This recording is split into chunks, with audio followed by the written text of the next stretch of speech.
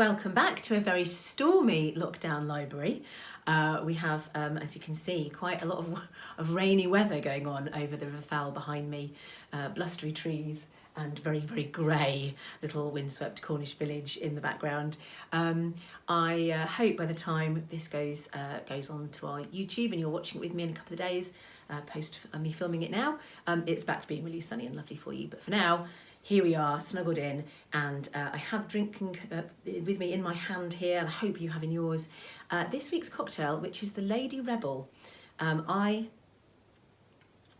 just Googled it and the recipe comes out really quick. It's lovely. It's a bit of, I'm going for soya cream and apricot flavours and brandy and bourbon, so I haven't held back, except I have rebelled against the grenadine. I put a lot less grenadine in than they say, because the only nice grenadine is homemade and this one isn't, so yarbu sucks to you, grenadine. Right, so we're talking about Lady Rebels because this week's Salon is, as you know, this season we've been looking at suffrage and the suffrage movement and the creatives of the suffrage movement with the wonderful Dr. Naomi Paxton. And this week, No One Expects the Suffragettes is about the really unusual, creative, kind of almost site-specific stuff they got up to. And that actually one of the things that I love about having researched these with Naomi, or really being told about these things by Naomi, and then sharing them with you, is that every single week it just feels like it's just as relevant then as now, and there's things that we're still seeing them doing 100 years ago that we're using in campaigns to this day. The kind of things that we're going to look at this week would absolutely not be out of place in the campaigning raison d'etre or of a modus operandi of people like XR. So it's just, you know, very, very pertinent and makes me go, oh, weren't those suffragettes smart? So the kind of things we're going to talk about, I'm going to introduce, bring Naomi back to talk to us a bit about the scenes that she's chosen this week and stuff in a minute. But one of the things that really struck me about it in talking to her and thinking about protest and having been myself both a protester and an actor, is that of course these things make you very highly visible. And that is what you want, because you want to get your message across or your performance across or whatever, but that comes with costs, particularly as a woman being judged by, you know, the male gaze and by patriarchy, and especially if you're going against convention. And so you have to have pretty big eggs to do it for a lot, I think a lot of the time. So that made me definitely seize on this song that Naomi had waved under my nose. It's got massive eggs. The eggs on this are fantastic because basically one of the things that we've talked about before with Greenham and that the suffragettes used to do a lot is take an existing song and put their own words to it. And this song, they've boldly and righteously changed the words to glory, glory, hallelujah, to make it a suffrage song, making, of course, the suffrage cause almost a holy one, which is even more brave and eggsy when you think about it in the context of a much more religious, Christianly religious society than we are today. It's kind of, I love the fact that it almost has that sort of slight ring of Lennon likening the Beatles' fame to being greater than that of Jesus and things. So it kind of all felt like it was in that area for me, so I was quite chuffed about that. So I shall now sing you the suffrage version of Glory, Glory, Hallelujah. Rise up, women, for the fight is hard and long. Rise up in thousands for the singing in... Oh, fuck. I'm going to give myself another go at that. In tackling my first religious song in a salon, I was immediately smote, let's presume, by God, who can say, and messed up on the very second line. So I'll try it again for you. Rise up, women, for the fight is hard and long. Rise up in thousands, singing loud this battle song. Right is might, and in strength we shall be strong. The cause goes marching on. Glory, glory, hallelujah. Glory, glory, hallelujah. Glory, glory, hallelujah.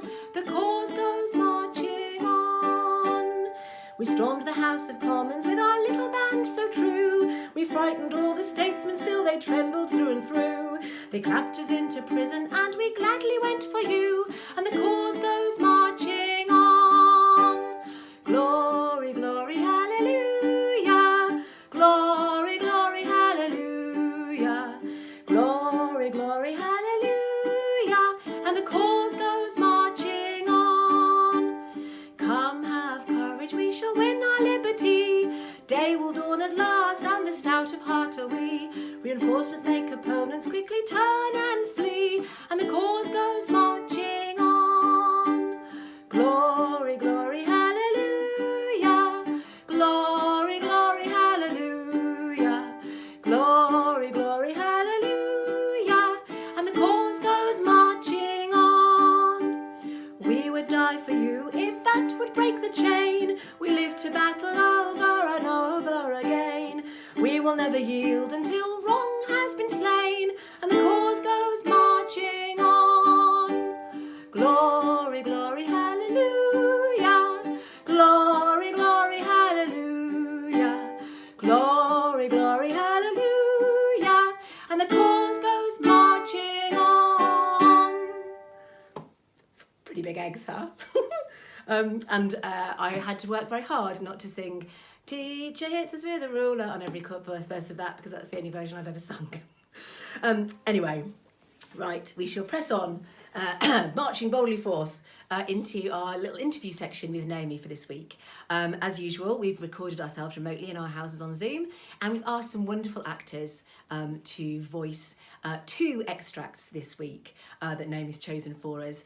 So they, again, you'll see them as faces on a Zoom screen put together, but they are recording remotely from their homes while they do it. Very clever of them. So have fun with that. I'll see you in a moment. Chin chin push hearts, all you lady rebels. Hello again. Hello, how are you? I'm good, thank you. Yes, coming to you from sunny Cornwall today. Hence bunting rather than lines of books. It's a slightly plainer view from the little room I work in when I'm down here. But I'm glad to see you in your gorgeous book-lined, fairy lit little treasure trove of a study. I'm very excited to talk about, let's talk about the title and the picture that we have for today's salon. Tell us about it, Naomi. Okay, so the title is "Nobody Expects the Suffragettes," and the picture, done by the amazing Jackie Fleming, is taken from a press picture of a group of women in New York City in 1915 who did a sort of protest, a performative protest, site-specific protest on the New York subway. And they've dubbed themselves, or were dubbed by the press actually, the Lapboard Ladies.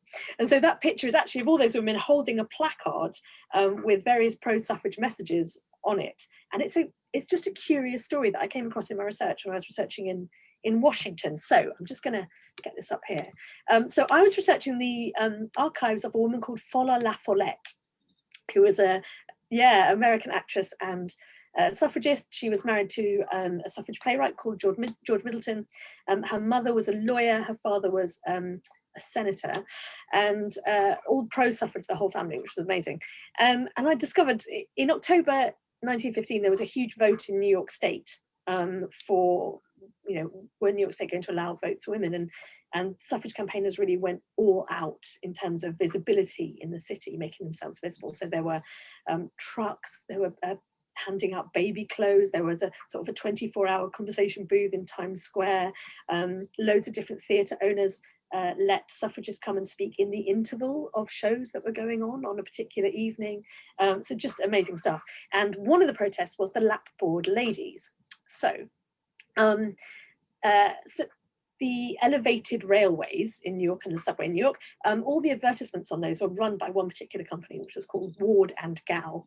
And they'd obviously been paid a great deal of money to display anti-suffrage advertisements. Boo, for this upcoming vote. And so the suffragists, many whom were very wealthy, sort of offered them lots more money to put up pro-suffrage material, but they refused. So they just wouldn't do it. So people traveling around New York were just seeing these kind of anti-suffrage material. So on this day, a group of women, I'm trying to think how many it was, oh, sorry, I'll come back to you on this. But anyway, a group of women rode the New York subway, holding up pro-suffrage placards and sitting underneath where the anti-suffrage messages were. So to be kind of visible site-specific message boards for suffrage, and it was really interesting. So there were teachers, there were lots of actresses, there were society women, obviously a lot of the press images are of those.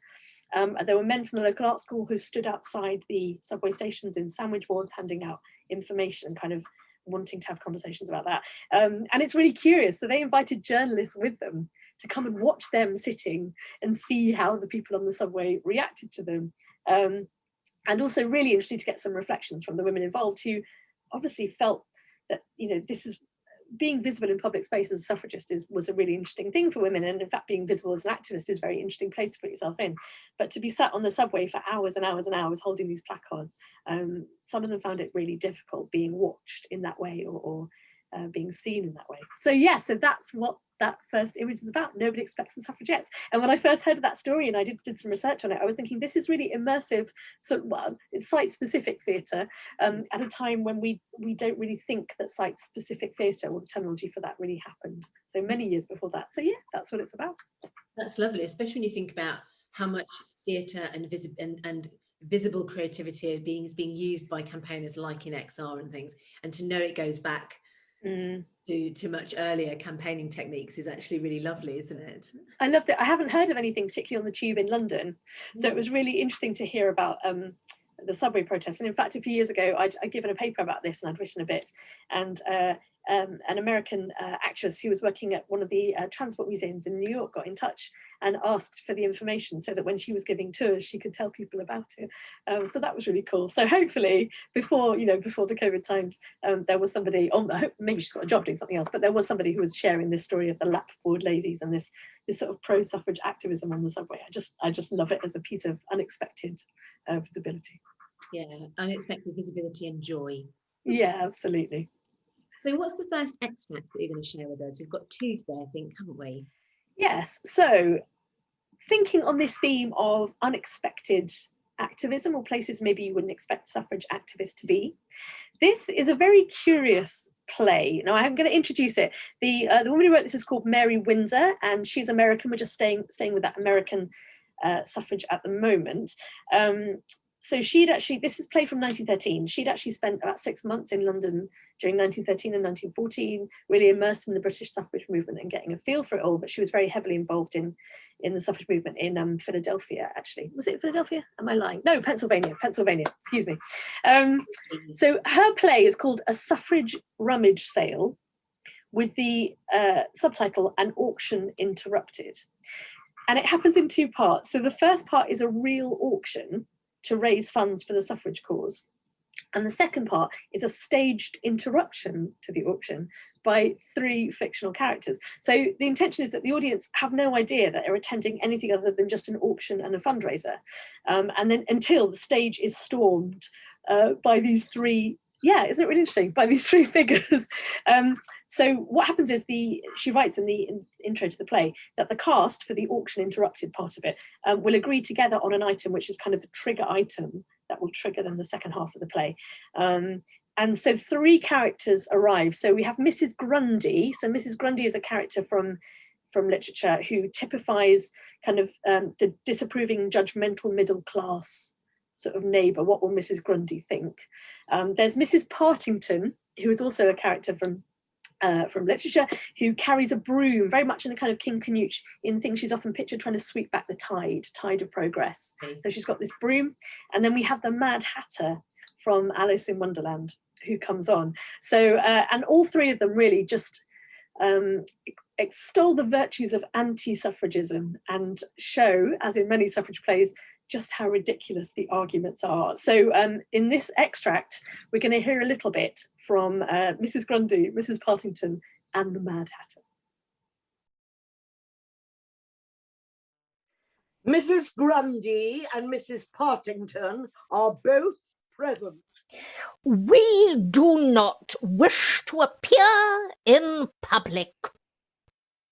The anti-suffragist never leaves her home. She never goes to the theatre or the opera or concerts or lectures or bridge whist parties. No, never. Nor luncheons, nor dinners, nor suppers, nor teas, nor bargain counters. She remains in the home, hermetically sealed there like a fly in amber. Woman's place is in the home. Forever in the home. then all the hundreds and thousands of women whom we meet in the theatres, the opera, the department stores, the train stations, the streets, and the churches, are they all suffragists? Every one of them. How the cause is growing. Do you think that all nations will soon grant their women the franchise?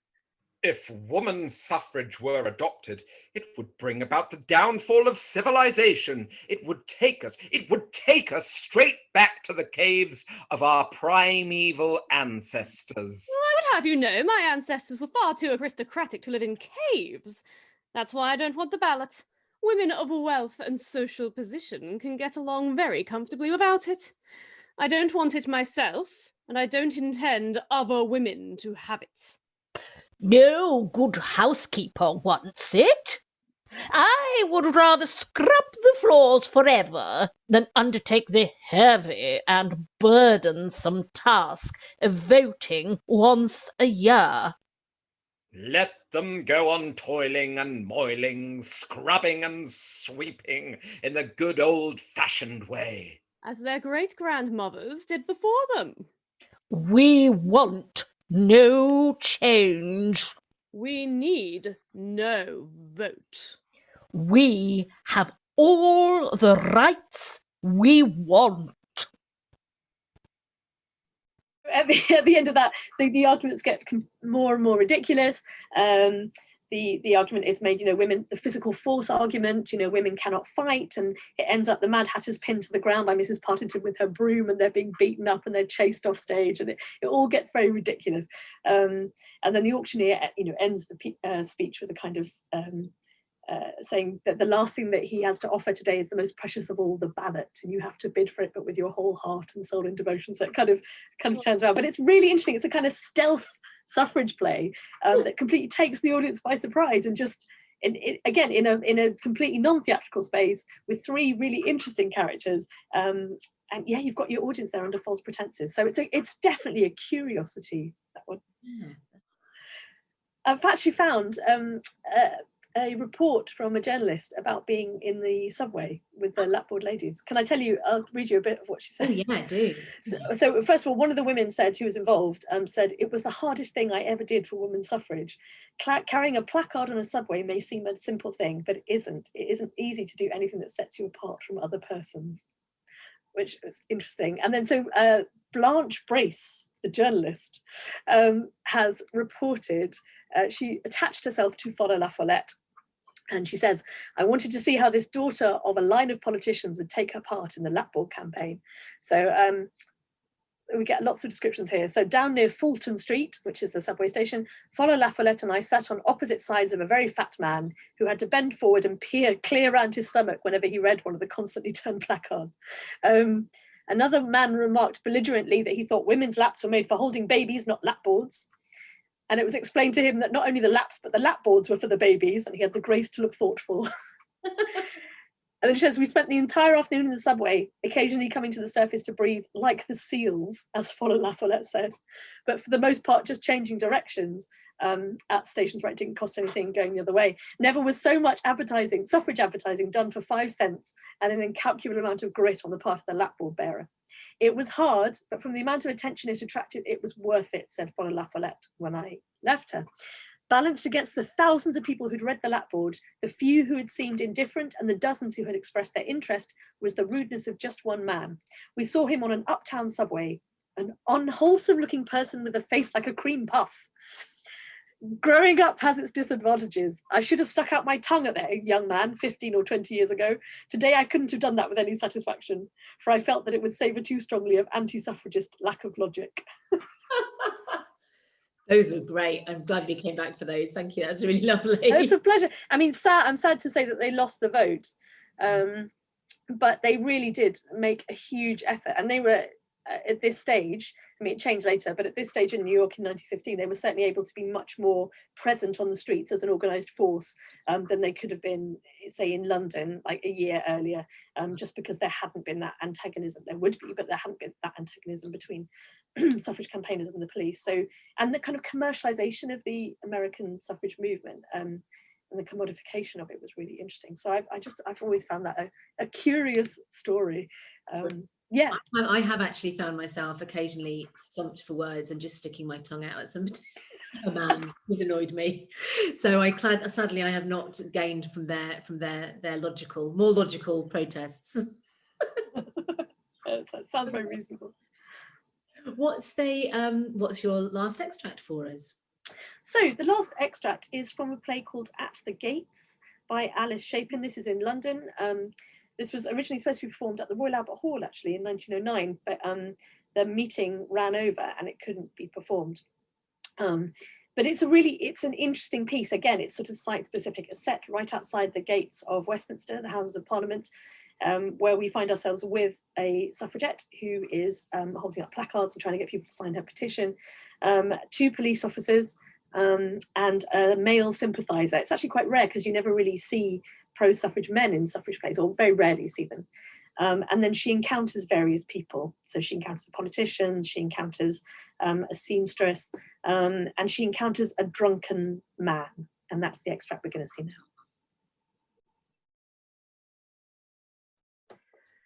Roast food, is it? I think not. Oh, I think not. I've heard something like that before.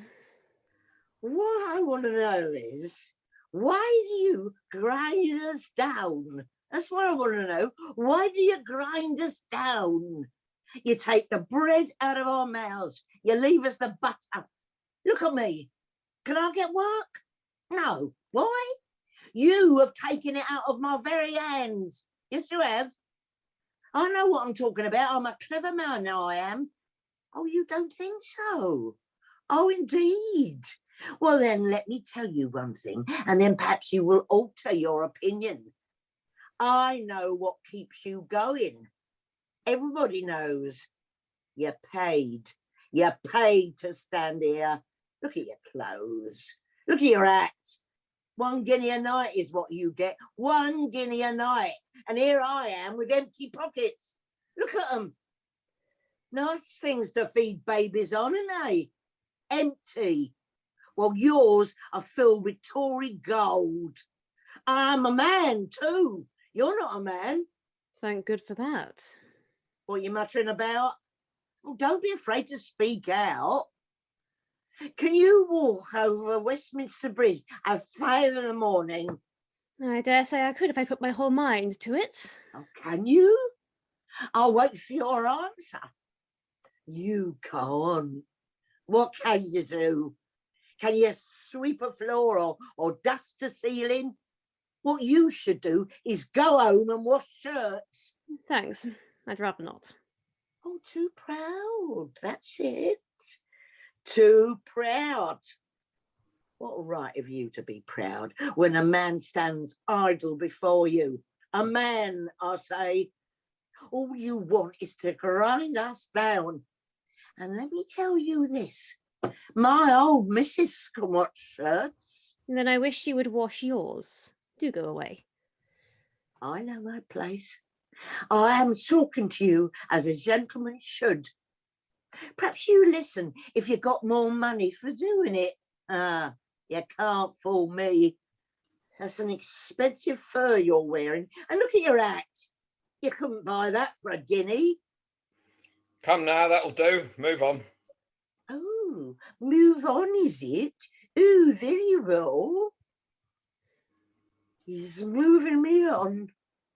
Moving me on because I was talking to her. I'll tell you a secret. I am a gentleman. I am. And I am a vote. She can't vote. And while I have my way, she shan't. Nice specimen, that, of the free and independent voter. Yes. I wonder which party he belongs to. to the one that gives him the most beer. I want to ask you one question, my lady, before you grind us down. I thought I told you to move on. Oh, no offence, Governor. Perhaps you did. Perhaps you did not. Yeah, perhaps I did, and the sooner you go, the better it would be for you. I suppose that to question this young woman about her hat is not a case for the police. I intend to make it one. Oh, you do. You do. Has that any of that gold fallen out of her pocket into What's your... that you're saying? I thought the young lady dropped something. That's all. That's all, is it? Now you move on. Don't forget, you are addressing a voter. My old woman's a lot better looking than you are. That's lovely. Thank you so much, Naomi. I really remember doing a little extract from that in the first time that we met, when we did some work at the Orange Tree Theatre together. That was the first time I met you and was involved in suffrage theatre. So a happy memory for me. A very happy memory. That was in 2008, I think. Not really. It's terrifying. Well, you look just the same, darling, or do I. As you do. Yeah, no, it's interesting. And it never stops being curious, a little slice of life. Yeah. I suppose the thing I would just say coming off the back of that is plays like this, or plays that depict suffrage campaigners on the streets, we often find in suffrage newspapers around newspaper selling. And they're kind of sort of apparently verbatim encounters, although they're often overwhelmingly positive, so you can tell they're sort of meant to G up the readers of suffrage newspapers.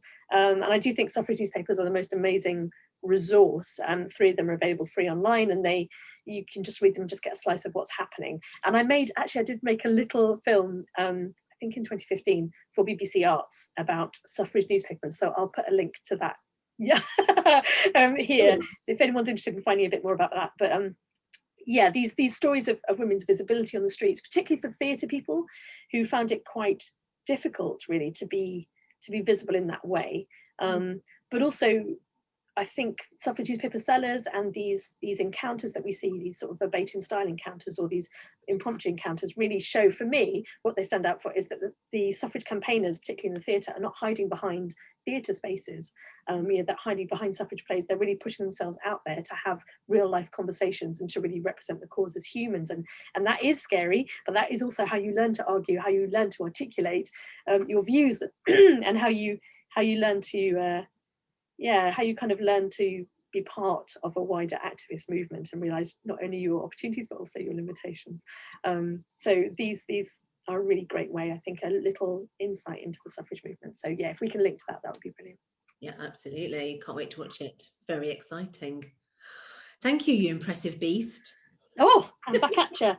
Thank you, and thanks to all the actors who are involved in this as well. It's just really lovely to be able to tell these little nuggets of stories. Yeah, it's a real privilege to have those actors involved. Thank you very much for bringing them. Thank you. We'll see you again next week, and the week after that we're doing a live show together. So we are. Get your tickets if you haven't got them already.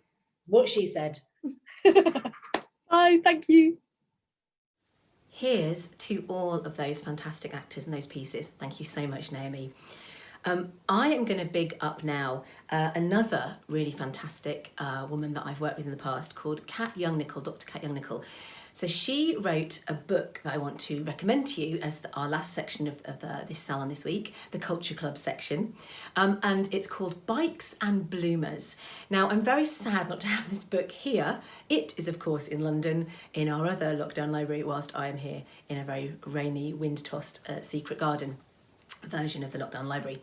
So I can't show it you, which is even more upsetting for me because it's the only book I've ever been asked to endorse. So there's a little quote from me on the cover, or there used to be. It may have gone to more prints now and got more famous people in it, but I was very excited to be asked and love the book. So it's a really fascinating study. Look up Kat, because she did a whole series of work around the politics of patents. So thinking about that thing again about the visibility of protest, and even how sometimes doing something outside of the conventions of your day becomes in itself a form of protest, whether you want that or not. This book suddenly sprung into my mind. Basically, what Kat discovered was that when women were first riding the bicycle, which of course overlaps a lot with the suffrage movement, they were getting a new source of freedom, and this was obviously seen as very challenging by the established conventions of their day. So they got a lot of stick for being women cyclists. And there were two things they encountered. The first thing was they would quite often try and change what they wore because it was not safe to cycle in. So you have people like Rosa Bloom inventing the bloomers, and making sure that you're not getting all of your skirts and things tangled up in your wheels. That's unsafe for you. And it's also adding fuel to the fire of the idea that women physically were unsuitable for riding a bike. The arguments for women in the day who wanted to ride bikes being, it's not us that's physically not suitable, it's what we're asked to wear. So then what people like Rosa Bloom and many other women who cycled in things like bloomers found was that they were singled out. There's accounts of them having children and people on the streets throwing vegetables and rocks and things at them because they look different and they're seen as a threat and a challenge. And I guess it's just good old-fashioned sexism as well. So there's some women that eggs that out. They have the eggs and they just carry on, and they're in a position in their life where they're able to, and that's great. And they carry on fighting the good cause for us to eventually wear trousers and leopard skin dungarees and all the rest of it like that. Faux leopard skin, obviously. But there's lots of women who, for various reasons or at various times, can't just put on a pair of bloomers that don't look very revolutionary to us, but that marked them out very much at the time, and would have things like ladies' clubs and cafes and things from stopping them from going in if they were in those clothes. So that's where Kat Young-Nicol found these amazing set of patents that women started to make around design of clothes. So they would design clothes that looked like conventional Victorian Edwardian ladies' clothes, but that actually could then be adjusted and become something you could wear on your bicycle. So it might be that you look like you're in a skirt, but then suddenly you can unclip it when you're outside of the cafe, and it's a cape, and you've got your little bloomers underneath, and hop on your bike and off you go. And there are a variety of things like that, or that you tuck under and your skirt becomes trousers that do up at the back, and suddenly you're then in these kind of baggy trousers or bloomers again, but then you can drop it when you get to the cafe or ladies' society, and suddenly you're in a skirt again and you've unbuttoned and ta-da, you're very respectable. So it's a fascinating collection, and she brings it all together in a book called Bikes and Bloomers. I really recommend you have a look at it. It catalogues the entire sort of the entire experiences that women had, sort of championing and fighting for their right to ride their bicycles, and also of course change society while they're at it. It's a fascinating and really fun read, and there are the patterns in there quite often as well, so you can make your own vintage cycling clothes. There you go. So that's my recommendation for this week: Bikes and Bloomers by Dr. Kat Young-Nicol. So I'm going to finish off with a song that I thought we all knew and loved, because I only actually had the idea just yesterday to include Bikes and Bloomers in this, because it seemed so much to be about that visibility and the conflict of being visible and different. And when you choose to assimilate and jump out, and when you choose to assimilate and not jump out, and all those things, and when you choose to wear what you want to wear for whatever it is you want to do. And of course that made me then think about cycling songs, and then the internet gave me this great gift. I'm going to sing, like, obviously the most famous cycling song, which is Daisy Daisy, and I think it's the first thing my parents ever put me on stage to do when I was at play school and all that sort of stuff, and I think I refused to sing it and sat there with my thumb in my mouth shaking my head at my parents as they were going. So no such luck since then, sadly. But then the internet gave me 2 extra verses, and they're completely mad. I had no idea Daisy Daisy had other verses. So I'm going to sing it for you. And if you know where these verses come from, please let me know. Please get in touch on social media or email Scary Little Girls, because I'm fascinated by these. Okay, so I'll start us on where we're all familiar. It goes like this. Daisy, Daisy, give me your answer true. I'm half crazy, all for the love of you. It won't be a stylish marriage, I can't afford a carriage, but you'll look sweet upon the seat of a bicycle made for 2. And now here, according to the internet, is the answer, which I really relate to, because I too cannot ride a bike. Michael, this is my answer, dear. I can't cycle, it makes me feel so queer. If you can't afford a carriage, bang goes this foolish marriage, 'cause I'll be blowed if I'll be towed on a bicycle made for two. And then here's the third verse, which gets, if anything, possibly a little weirder. Michael, Michael, the coppers are after you, and if they catch you, they'll give you a month or two. They'll lock you up with wire behind a black Mariah. So ding your bell and pedal like hell, for the coppers are after you.